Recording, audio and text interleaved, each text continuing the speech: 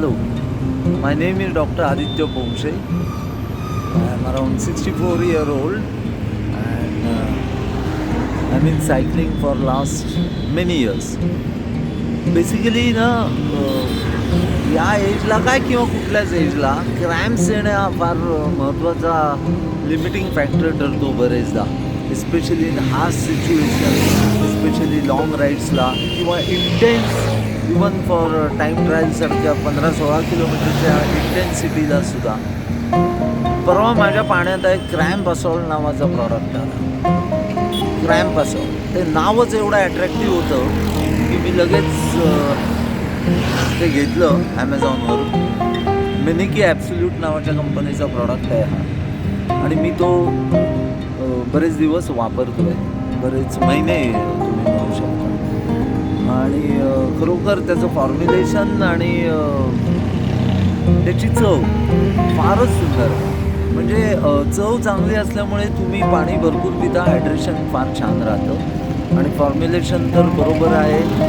Exactly जेवढं आपलं sodium, potassium वगैरे जेवढं घामातून जातं, एस्पेशली आपल्यासारख्या परिस्थितीत त्याला तर ते अगदी आयडियल आहे, एस्पेशली BRM सारख्या मोठ्या राईड्सना. आणि चव चांगली असल्यामुळे पाणी आपण भरपूर पितो. सगळ्यात महत्त्वाचं मला वाटतं म्हणजे हा जो सॅचे फॉर्म आहे ना, तो कॅरी करायला फार सोपा आहे. आपण तो खिशातून वगैरे सुद्धा कॅरी करतो. 2-4 तासाच्या राईडला 2 सॅचे असले तरी बास होतात. एका आपल्या पाण्याच्या बाटलीत साधारणपणे 1 सॅचे घालायचा.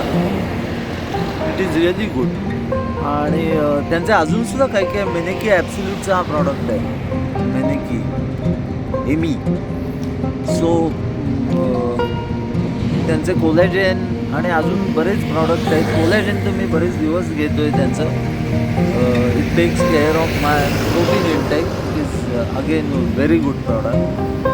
आणि बघू तुम्ही हा तर ट्राय करा. म्हणजे मी कधीच असं मी त्या गोळ्या बऱ्याचदा वापरल्या आहेत बरेच वर्ष, पण त्याच्यापेक्षा हे मला जास्त आवडलं फॉर्म्युलेशनमध्ये सुद्धा आणि इवन याच्यात सुद्धा.